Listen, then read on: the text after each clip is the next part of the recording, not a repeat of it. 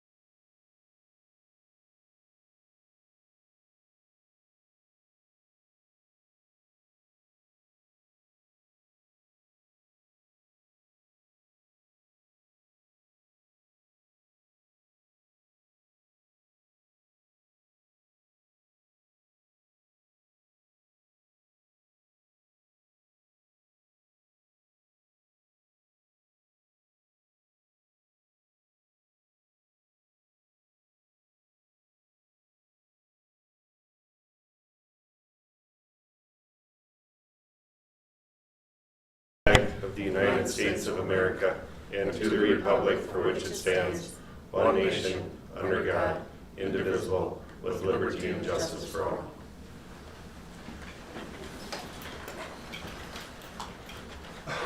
Ms. Engel, would you do the roll call, please? Terry Engel here. Amy Erke is on her way. Aaron Phillips. Here. Dan Schmidt is absent. Lauren Shanerock. Here. Pat Tyre. Here. Rick Schultz. Here. We have an agenda in front of us. Mr. Mayak, any additions or corrections? No additions, but I just a note here that the budget report that was originally on the section of the superintendent reports, but we did move that to a action item, so that will be on your agenda then under number 11, recommended actions. A budget revision. Sure. I would entertain a motion to approve the agenda. So move. Is there a second, please? Second. Motion made by Mr. Schoenrock, seconded by Ms. Tyre to approve the agenda as presented. All in favor say aye. Aye. Opposed? Motion carries. Public comments this evening. Are there any public comments? Not this evening. All right, thank you. We'll move right into the superintendent's report. Yeah. Mr. Mayak, please. Just a couple things that I have. First off, you'll find the document, one Minnesota budget that was laid out in front of you there. That budget will outline some of the proposed budgets that the governor and lieutenant governor are proposing or addressing, especially towards funding Minnesota schools and school districts. So some interesting stuff in there. I encourage you to read through that and obviously stay up on the news as that's coming through and what's going to be happening. And then the second part, I'm just going to pass the buck along to some of our guest speakers here. As I mentioned before, that I've invited our leadership group to come in and introduce themselves, especially for our new members. Tonight we have Angie Osseth, our technology director, and Carrie Petzinger, our district registered nurse. We'll start with Angie, if you want to get up and say hi and give a brief introduction. Okay, I just stand right here? That's fine, yeah. Okay. So I'm Angie Osseth, and I'm the district technology director. So I go between the two buildings. I try and split my time between the two buildings. I normally will do 3 days in the Richland building, 2 days in this building, but I'm flexible, so as needed, wherever I need to be. I also have a tech assistant, Nate Jensen, who works in the New Richland building when I'm not there. So normally, if I'm here on Tuesdays and Thursdays, he'll be in the New Richland building on Tuesday and Thursday. It's pretty essential that we have somebody in that building every day, as we see a lot of students, we see a lot of staff come in that have some technology needs. So that's my position. So some of the things that I take care of, I do, and some of the things that projects that I have going on right now. I take care of anything. The technology umbrella is pretty large, so it's anywhere from phones to projectors to smart boards to copiers, all the devices that everybody uses, and so and then all the programs as well that I manage. So it's a pretty large umbrella. So I do appreciate the help that Nate gives because he does a lot of the Chromebook stuff. We do have Chromebooks 1-to-1 in grades 4 through 12. And we have iPads 1-to-1 in grades kindergarten through 3rd grade. So a lot of devices. Right now, some of the things that we're working on in the near future is updating our security cameras, updating the door access control, updating our PA and intercom systems, and was there like the fire alarm systems, I think, too. We were working on those. So those are some things, you know, kind of the big items that are coming up, along with the you know, yearly things that I do with updating devices, purchasing new devices, different things like that. So yeah. So I think that's about my job in a nutshell. And I think that's all I have, so I'm gonna pass it on to Carrie. Very good, thank you. Any questions for Angie? Life expectancy of the Chromebooks, what's your Yep. rotation? The rotation on those is about 4 years. Okay, Yes. good. We get about 4 years out of those. iPads, we can usually get about 5 years out of those. And then other devices, it Right. kind of varies. Yeah. Yeah, so. Thank you. Mhm. Welcome. Thank you. I'm Carrie Petzinger. I'm the district licensed school nurse. I am a registered nurse. So as far as the health offices go, we have obviously 2 buildings, 2 health offices. Primarily over at the secondary building, I'm in the health office there approximately 4 days a week. I'll explain more in a minute. Over here, we have an LPN that's here basically 5 days a week. The 1 day a week that I have not in the health office over there is spent doing more supervisory things, which does sometimes require me to come over here, working on, or I attend nurses meetings and work on other supervisory things. So we also have, when I'm over or doing my supervisory stuff, we have unlicensed assistive personnel who I basically train, and so she covers in the health office if I'm absent, or if we have an absence over here, she also will cover over here.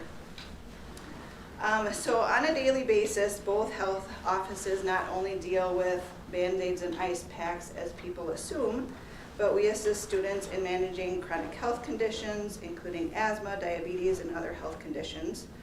Also deal with day-to-day complaints like stomach aches, colds, nausea, vomiting, headaches, anxiety, avoidance, social issues, and mental health issues. And this includes elementary kids, believe it or not.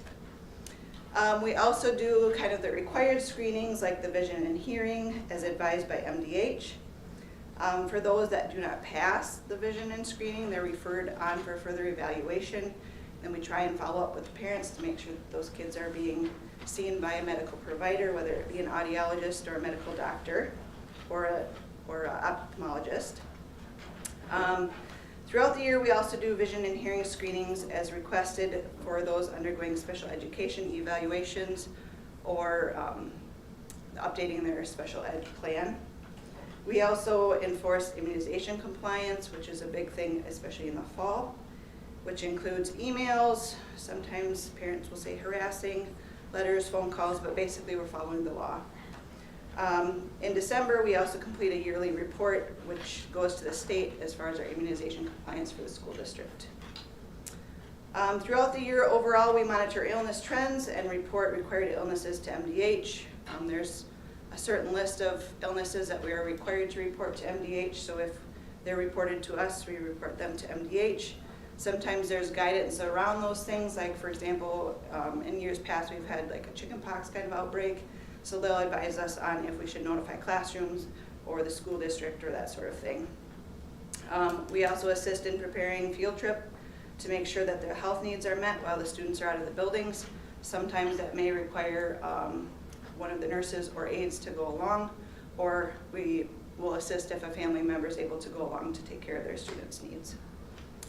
Other housekeeping items that we work on include the AEDs, just checking them to make sure they're in compliance, maintaining them, obviously medication administration, narcotic count and record keeping to make sure that that medications are being dispensed as they should be.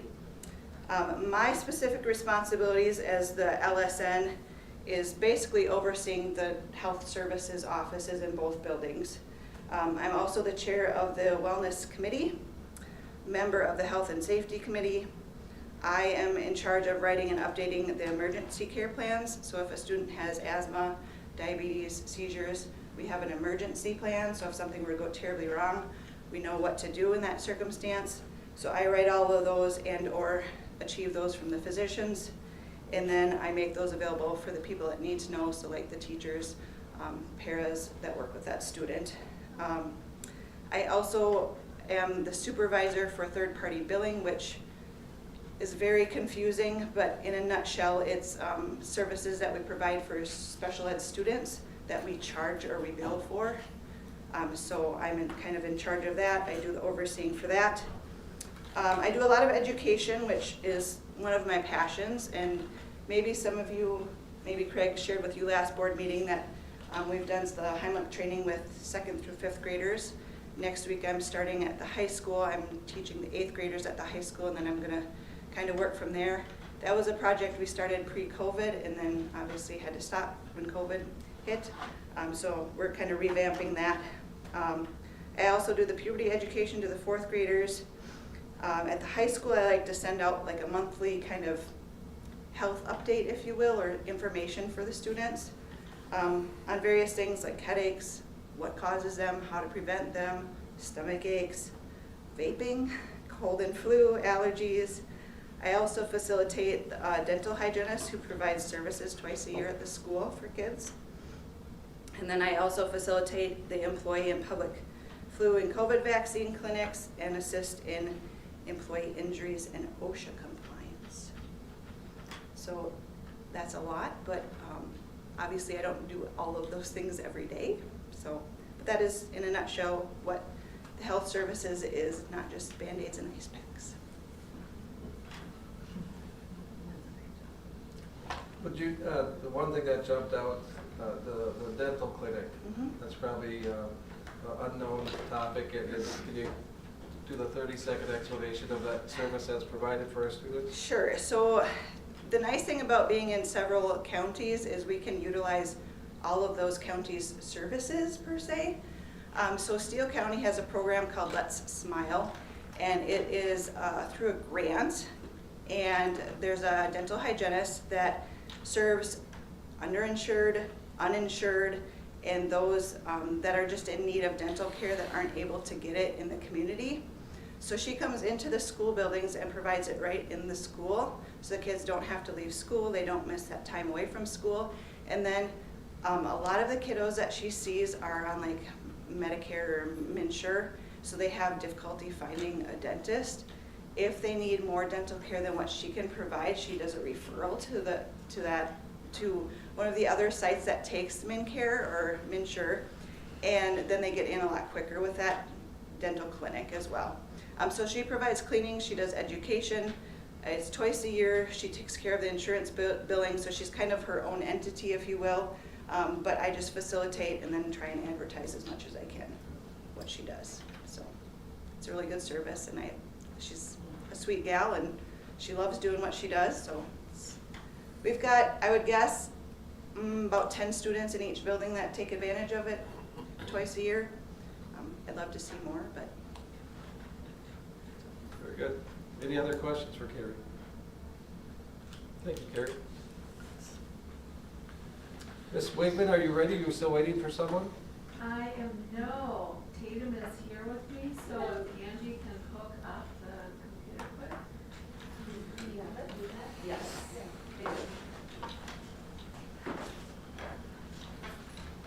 Ms. Wigman and Tatum will present on our DECA program. Excellent.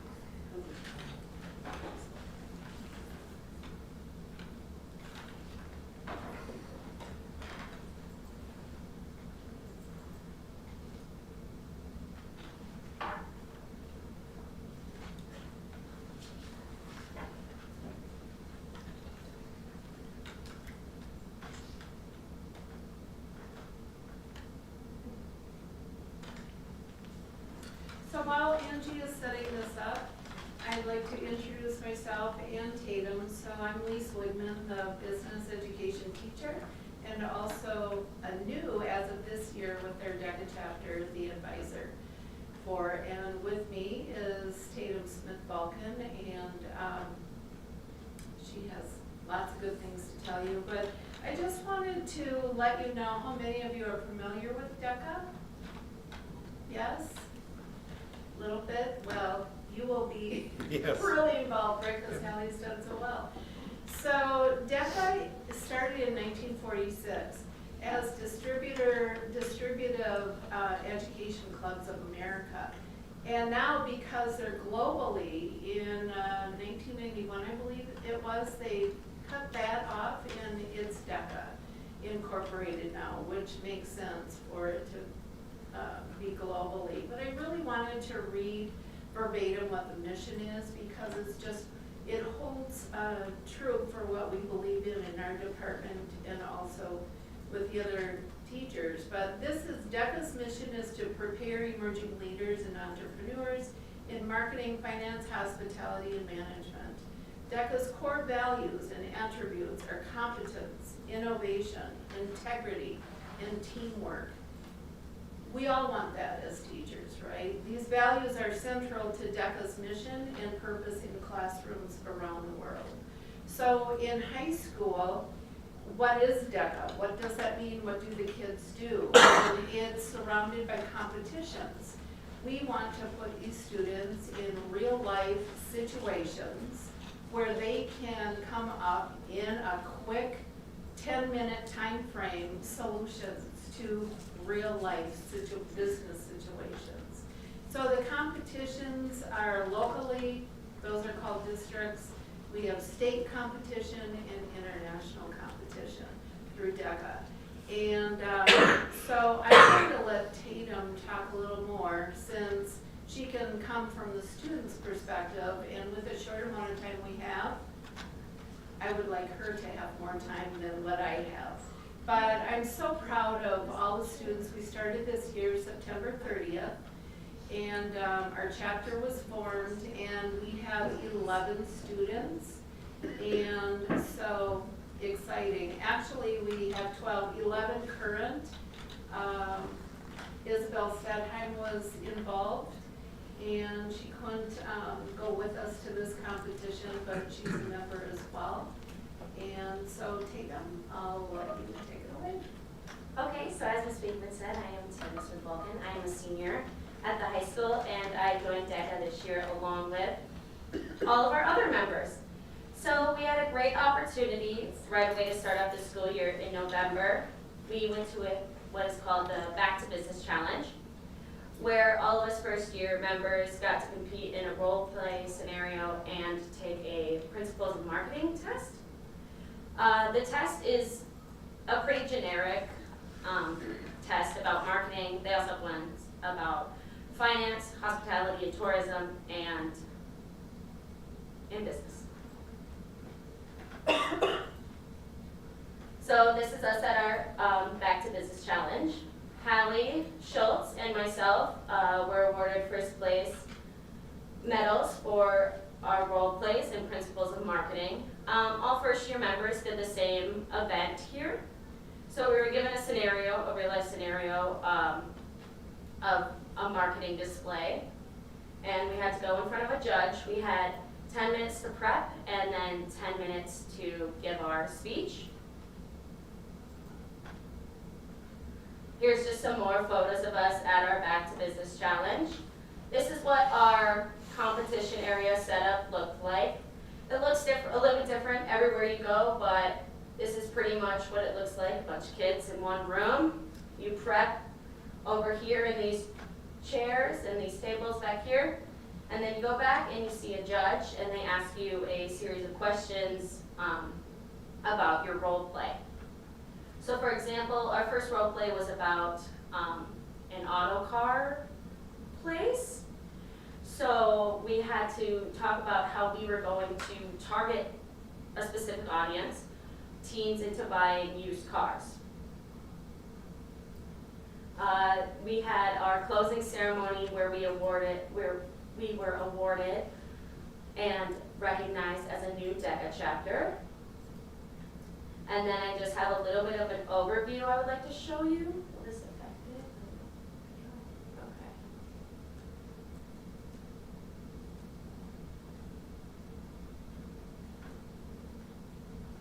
Well, there might not be any sound, but one of our amazing members made this video for us just to wrap up our trip. Well, we don't need that, sorry. That was for something else. And then there's no sound, so I'm not going to show you this next video. But basically, it was a raw feedback from a couple of our members on how they felt their first role play and competition went. Moving on, last week, right?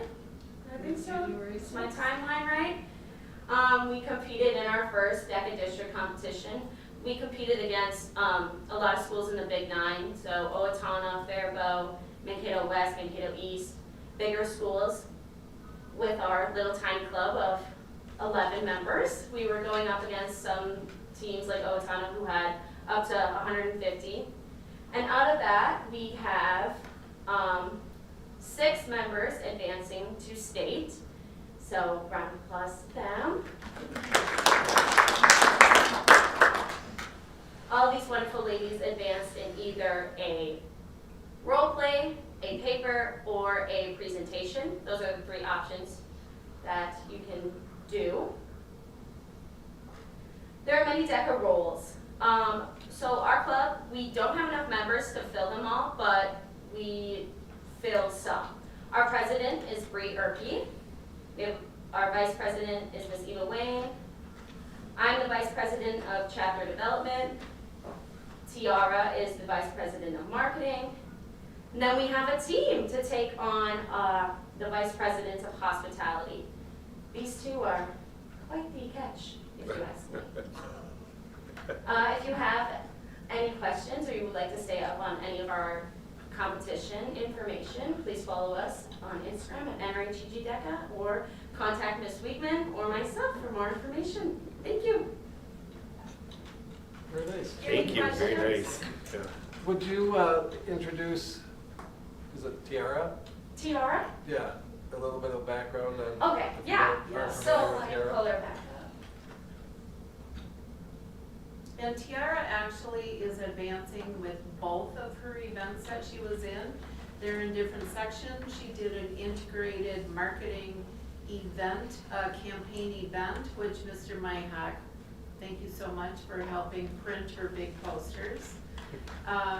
So she advanced in that, and she also advanced in hospitality and tourism, a role play. So she'll be presenting her paper, and then she'll present it, and then she'll role play in hospitality. Anyway, go on. Tiara is an exchange student from Indonesia. In a part of her program that she's in, she needed to be involved in a school event. So she chose DECA, especially since it was new and she thought it would be a lot of fun, which I can say it is. What else can I say? Yeah, she did really well. She had to make a 5-fold presentation, and she made a whole app for kids, I believe it was. She has a lot of background with business. She's told me about how her school is set up in Indonesia. So how it's set up is they take 2 paths. You can take a business path, or I'm trying to think of what the other one was. I would say a labor path. And so they decide in high school which one you're gonna do, and that's what your main focus is. And that's all your schooling that you do focuses on that before you go into college, which I thought was pretty interesting because that's not how it works here. But from my understanding, I think that she's done with high school already, but because of COVID and everything, this was the only time she could take her exchange year. So.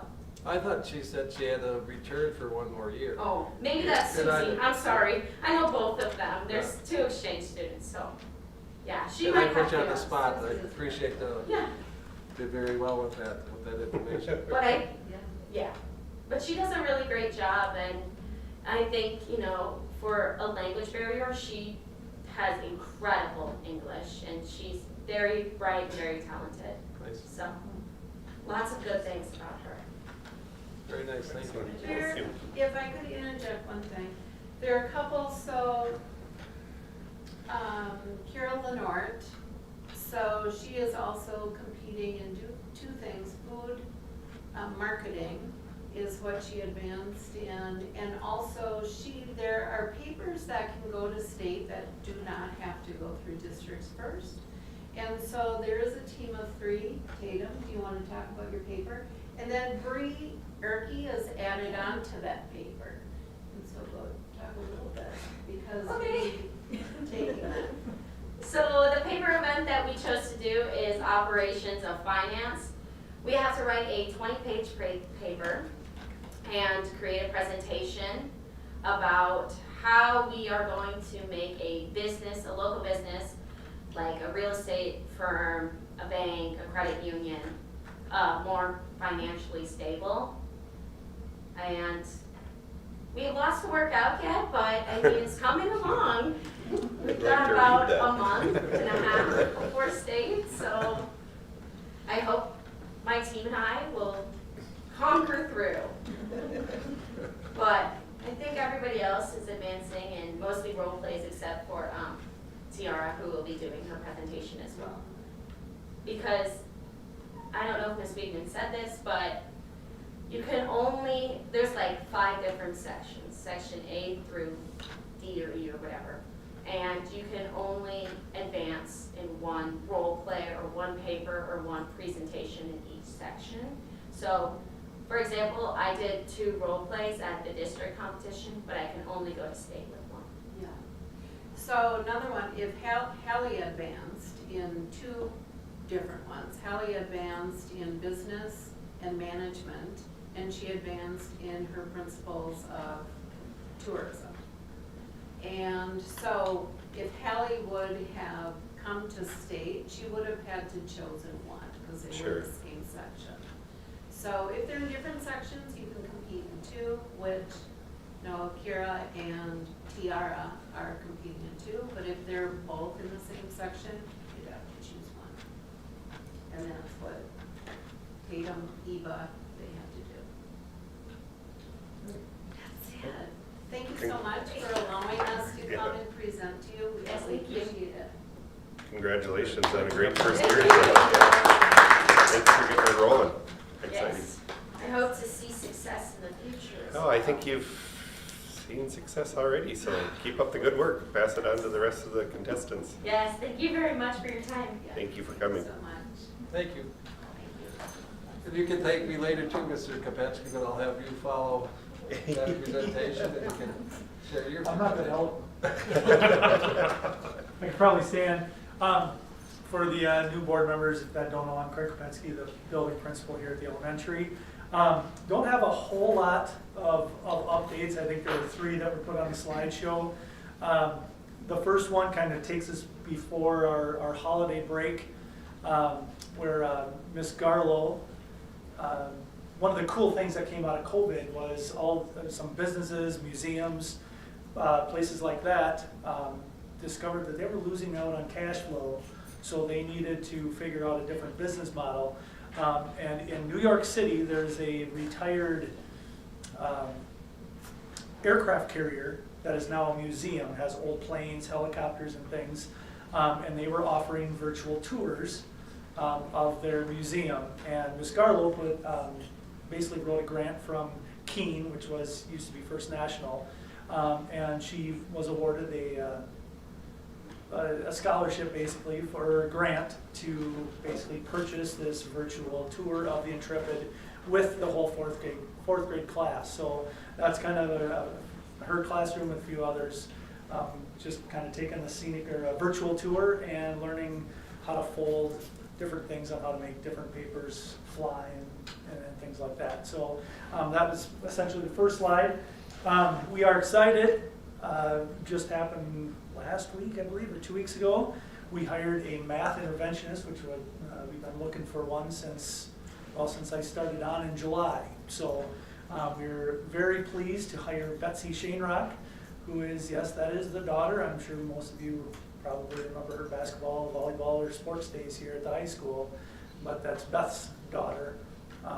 Just graduated from Gustavus, and she's kind of getting her feet wet right now, and she's serving as a para if we need fill-in, because our lovely Pelsby has not basically gotten her licensure processed yet. So as soon as that hits her table, she will be pulling kids and giving them some extra math help, which is highly needed because we've been somewhat without for the entire year so far. So we welcome Betsy, I guess. Well, you have to approve that, I believe, tonight, so Yeah. hopefully you'll do that. That would be my recommendation. But, we think she'll fit in really well here, so, and for many, many years. Let's cross our fingers on that. And the last slide just happened today, as a matter of fact. Amy Johns and Moy McCormick, our food service person, are true followers of Austin Bruins amateur hockey team, and they made some connections. They actually host or sponsor a couple of the players. So they kind of organized, I think there was 14 of the players came and talked to our student body today about making healthy choices, healthy habits, some bullying items, how to be good teammates, things like that. So, after about a half an hour presentation in the gym, they split up into twos and went into classrooms in red, answered questions, just kind of played a couple games with the kids and just kind of have that celebrity feel in the building for about an hour and a half today. So it was kind of a cool day, I thought. So that's basically the elementary update. So Very good. Any questions for Mr. Kubetsky? that's it. Perfect. That's what we like. And Macy, would you like to give us an update on community ed program? Can't see that far away. All right, my name is Macy Whiteside. I'm our Community Education Director. I also play a role in public communications, kind of in charge of the Facebook group and our district brochure that comes out in the mail. And I also help with grant writing throughout the district. So what I'm going to talk to you guys tonight, it looks like there's a ton of information on here. Actually, like December and January are a little bit more of my quiet times for right now, so it's kind of nice to try to get back into the swing of things and take a little bit of a break. But ECFE stands for Early Childhood Family Education. We have a class called Adventures in Parenting. When I first started here, that class was fairly small, to the point where I was kind of wondering, how are we going to boost this? But it's grown tremendously over the years. I thought with COVID we would have taken a pretty big hit on it, but everybody's coming back strong. So we actually have 2 new families joining us again the end of February. So we've got a total of probably about 20 kids in that class, and depending on the day, but we've got about 15 families that participate in that, and we have a lot of dads that actually come with their wives for it, so that's awesome. Otherwise, what's going on in preschool is we have monthly preschool bridges and kindergarten PLCs that we've started. It's just basically to help our preschool program, bridges and kindergarten, better align to help with that transition for the kids going from preschool into kindergarten. That's been an awesome tool for communication with us, for everybody, to get better on the same page for our kids. And then preschool open house, we have that mid-March. The majority of our kids that we register for preschool classes in the fall, the families attend those open houses that we have. We have an open house here in Ellendale and then one over in New Richland. Otherwise, early childhood screening coming up. We screen kids. The best time, you're supposed to do it between 3 to 4 years old, but the best time is about 3.5 years old to screen kids. We take 3 days in October over the MEA week to screen kids, and then the next dates that we have coming up are March and April. Both of those are Fridays. We generally screen probably between 50 to 60 kids a year. It's a requirement for kids to enter kindergarten. Otherwise, some family events that we have coming up is Grandparents' Night on Tuesday, January 31st, and we're doing our first family movie night on Friday, March 3rd. I'm a little nervous. I heard that we had done that in the past. I've never done something like that before, but I'm really excited about it. We're going to show the movie Hop. For school-age care, I think this program started probably about 3 years ago now. We have our coordinator, Rachel Powell, that is in charge of that program. We have 5 total adult staff. 2 of those adults are full-time, and then we have 3 high school staff, and the majority of the people are about part-time and under, just based on the hours that we have school-age care. But we have a total of actually 22 preschoolers and 24 K through 5th graders. So preschool is larger than I thought it was gonna be, but I'd love to see nothing more than just a parade of preschoolers walking through the New Richland building. All right, so Youth Rec, we've got some more stuff coming up here with Youth Rec. We're gonna start our second session, I guess, with our youth dance program. We started it this fall after the Just for Kicks program pulled out of New Richland. So kind of scrambled with Laura Garlow and Devin Redmond, and we got a dance program up and going. We had 42 dancers this fall and winter, and ended that with a recital. It was just so cute, just loved it. And then, so we're gonna do the spring session basically the same way with the recital on the 20th. Youth basketball is ongoing. Our competition cheerleading is ongoing. And otherwise, once in a while, I'll dabble with some things here and there for just different youth recreation activities, like I have kickball coming up, and there's some other things here and there too. Youth enrichment, otherwise we have our, I think it's our 4th annual Daddy-Daughter Dance coming up, and then some craft classes for youth and adults, and some adult recreation. We started pickup basketball this winter. The first few times was fantastic. I mean, there's quite a few people who came in, and now it's been kind of hit and miss, throughout the holidays, so I'm hoping it kind of picks back up here now that we're back into the swing of things. And then a little bit more about competition cheer. These, and I'm sure everybody else are so incredibly proud of these girls that are on this team. They're just doing amazing. They're going to nationals on February 9th. I think they're leaving on that Thursday and then coming back that following Tuesday, our varsity team. So in order to get to nationals, it was about $26,000, and they have fundraised all but $2,200 of that so far. So, and which says a lot about our communities too. But what they plan to do is go around on January 20th after they're done with another practice to hit up a few more businesses to see if they can't find a few more donations to round out that number. Otherwise, state's fast approaching. They've won state the last 2 years, so they're hoping to make this the 3rd, to defend their championship title, make this the 3rd year. Otherwise, we have 2 seniors up for scholarships through the Cheer Coaches Association. There was 6 out of 15 cheerleaders nominated for, or named to the All-State team, and then our varsity competition team is also receiving the Regional Academic Award for having the highest GPA, which is 3.8. And once in a while, I am able to go and watch these girls practice. It's unbelievable. I don't know how they do it. All right, otherwise, like I said, I put out this brochure. This is the latest one that went out. We reach, I think it's right about 2,500 households that the district brochure goes out through. I am starting to work on our April through June brochure to get that ready to be sent out. Otherwise, there's not a whole lot going on with facilities. This, 2 weekends ago, maybe, it was a youth wrestling tournament. There was 350 kids that participated in that. And this was the first time we did a 2-day, or they did a 2-day tournament at our school. It was a Saturday and a Sunday, and everything went well. Otherwise, I don't have anything on here about grants because there really isn't anything right now. I'm just in the beginning stages of working for a Prairie Fund grant that addresses youth mental health. Are there any questions? And it's a lot of information, but I love it. Any questions about anything? Great work. Yeah, Thank you. Mason. Appreciate it. Okay. Anything there? That's it? All right. Any board member comments this evening? I'd like to take an opportunity to welcome the new members to your first official meeting.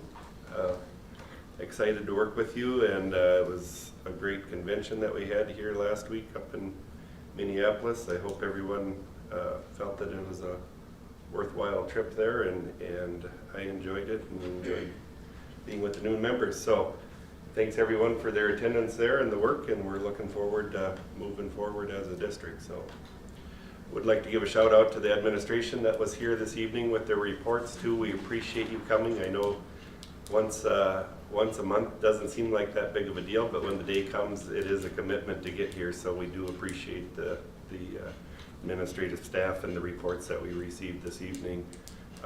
We do appreciate getting a feel for what's going on in the district. So thank you. On to the information and communications.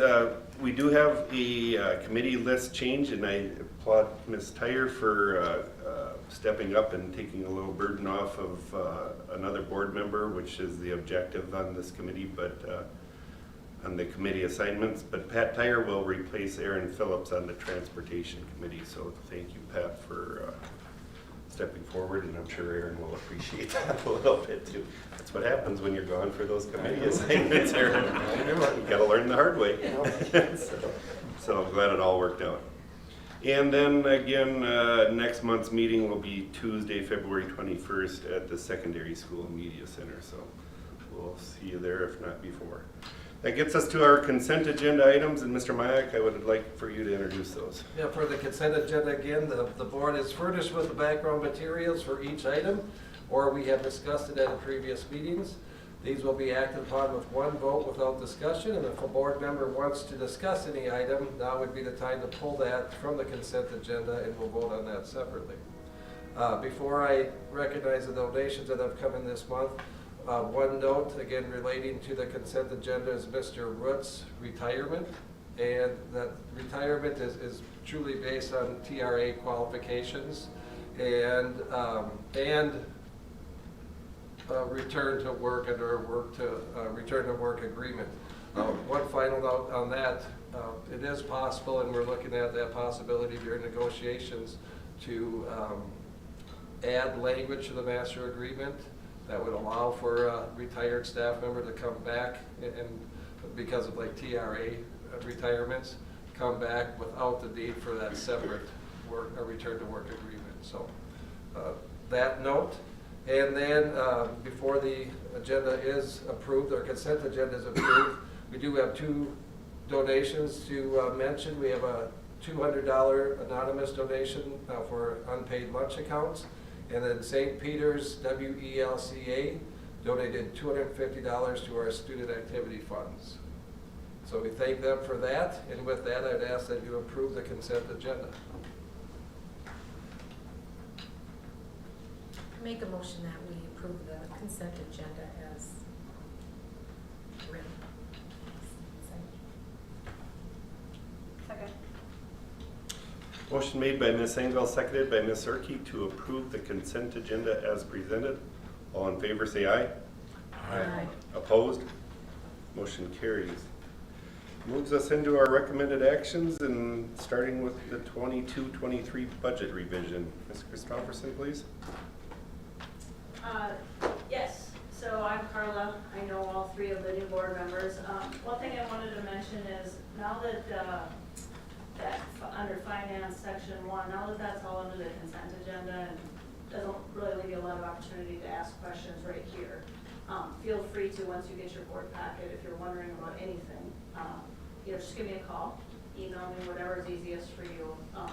A number of you do that, you'll just be like, this seems a little different, why are we sending Sun Country $20,000, so please do that ahead of time, or if something pops up tonight, feel free to ask me.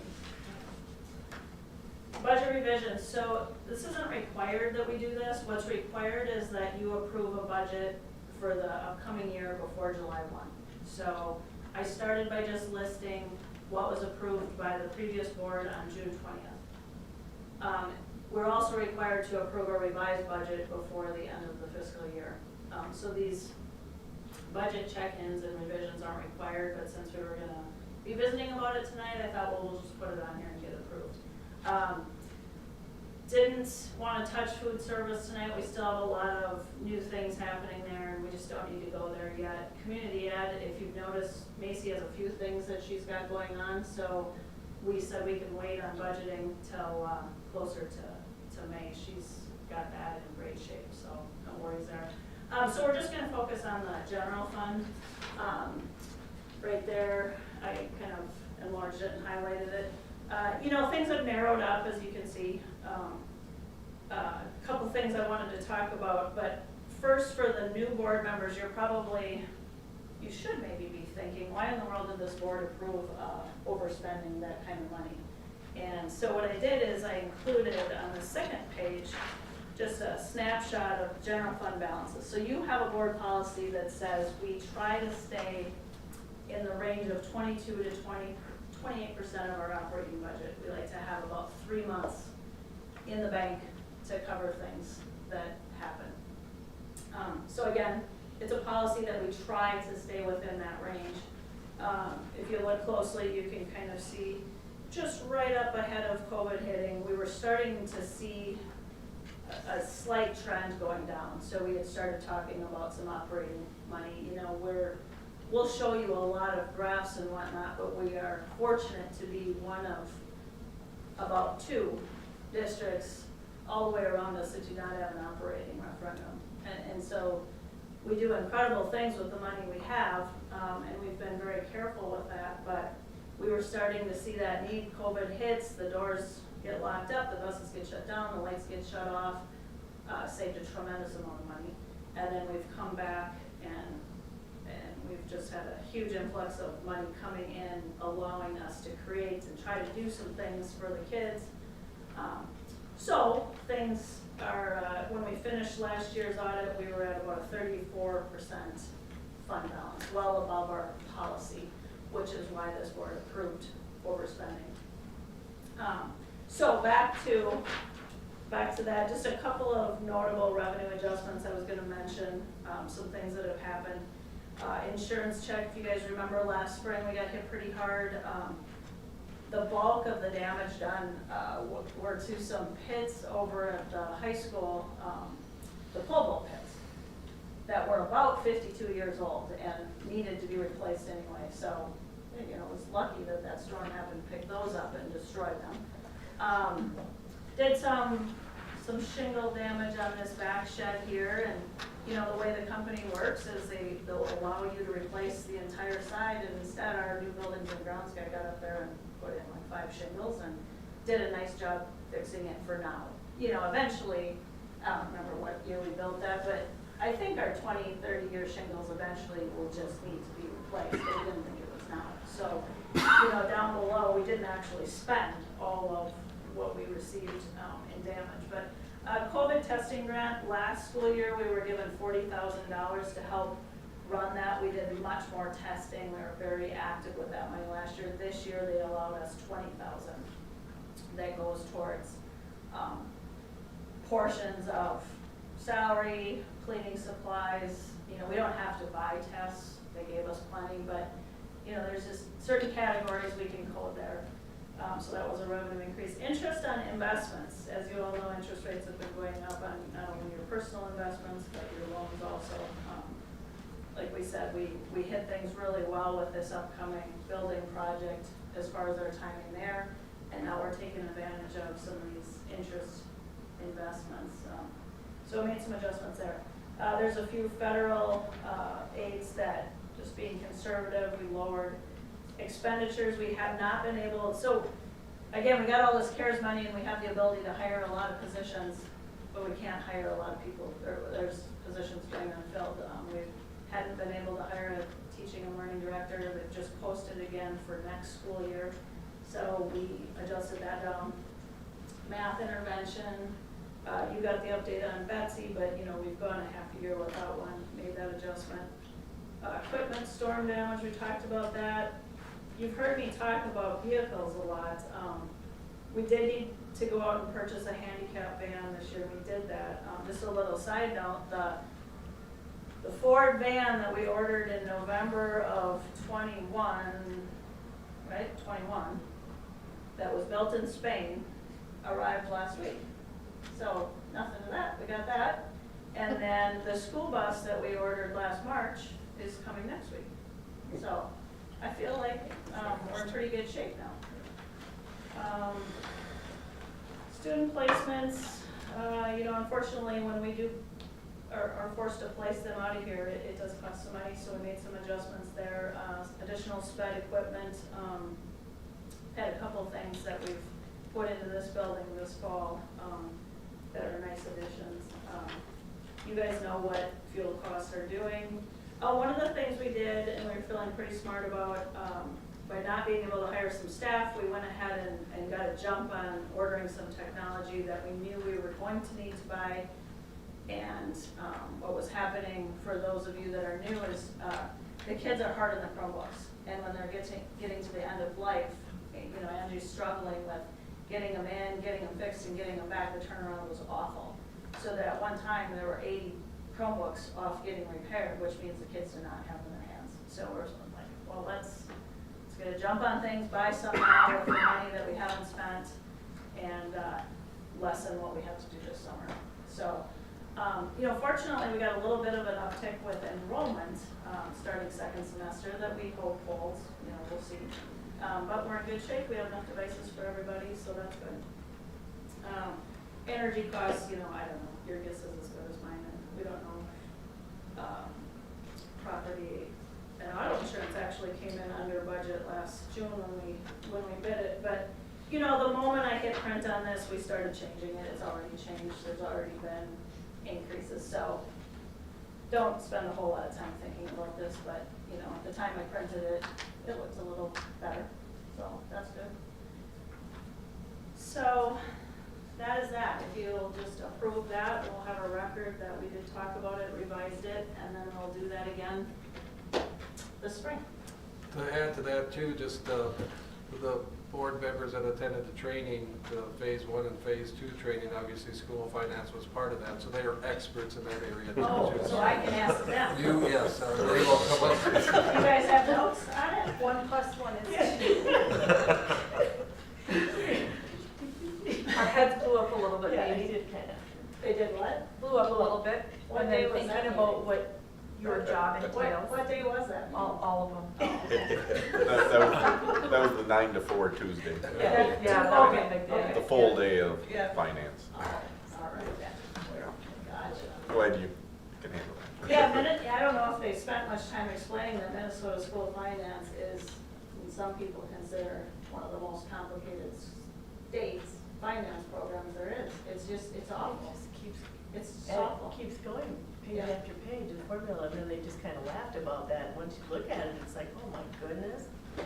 Wasn't Yeah. she one of your favorite presenters? So she was all excited about finance, Tony? Oh, Catherine, she was, yeah. She There was- are those people, like, Yeah. I think Tatum's gonna be one of those. She seemed pretty excited about Yes. that Yeah, she wanted to talk all the time. You want to talk to me, I'll talk to you all day. about finance, and her eyes were rolling back. in her Yeah, head. we're just going, no, it's okay. Huh. But if I'm understanding it accurately, we are going roughly 90,000 to the, Yeah, we- from yeah. last, so I think that Yep. bears, You know, recognition on, I know it's middle of the year and we don't know where we're Middle of the going. year, we don't know how much, you know, is it gonna snow for 3 months, is it gonna go below Right. 0, did we miss out on locking in some fuel? You know, CFS won't lock in fuel for winter fuel. We are not locked in on anything right now. I don't know why gas has gone back up above 3, but, you know, we just do our best to be as efficient as possible, but, you know, we'll let you know which direction Sure. it goes here in a few months. So in our revenue side, Carla, how much of this is COVID money or like the ESSER funds and all the other? And do we have any left for next year, or is this Yes, just the yeah. last year? Did we have one more year yet? Yeah, so we talked about that 20,000, and then we were at about 300, just a little higher than 300,000 still in CARES money. And then going into next year, you know, like for example, we're waiting to see what they're gonna do with summer funding, but we do still have another about 300,000 in that ESSER 3. That was a 2-year pot of money. So we have that, and then I would expect that that's gonna phase out and we'll be done with that. But, yeah, one more year of that. Okay, thank you.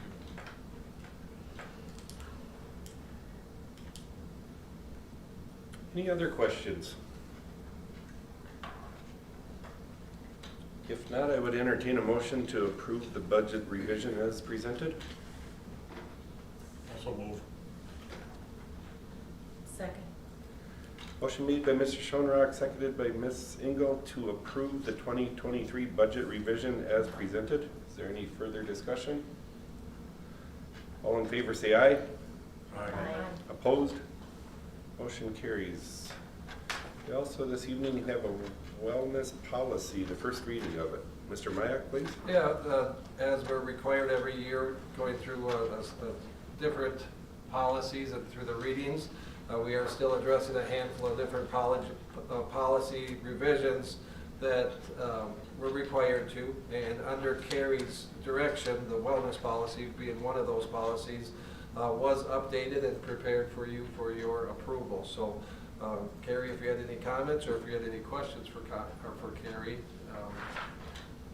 again, updates is probably the best quick description of the policy changes. And Yeah, we did quite a bit of cleanup with the policy, just kind of removing things that weren't really necessary to be in there. And then, of course, a lot of updates to the members as well with, you know, administration changes, board member changes, student changes, that sort of thing. And again, if you have other questions, please ask, but I would recommend to the board to approve the wellness policy as presented under the first reading.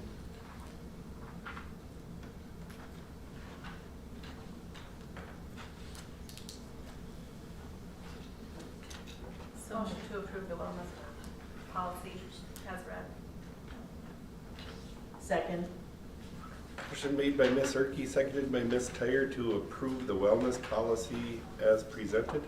Is there any further discussion? All in favor say aye. Aye. Opposed? Motion carries. That concludes the business for tonight. I would entertain a motion to adjourn. So moved. Second. Motion made by Ms. Engel, seconded by Ms. Erke to adjourn. All in favor say aye. Aye. Opposed? Motion carries. We are adjourned. Thank you everyone for coming.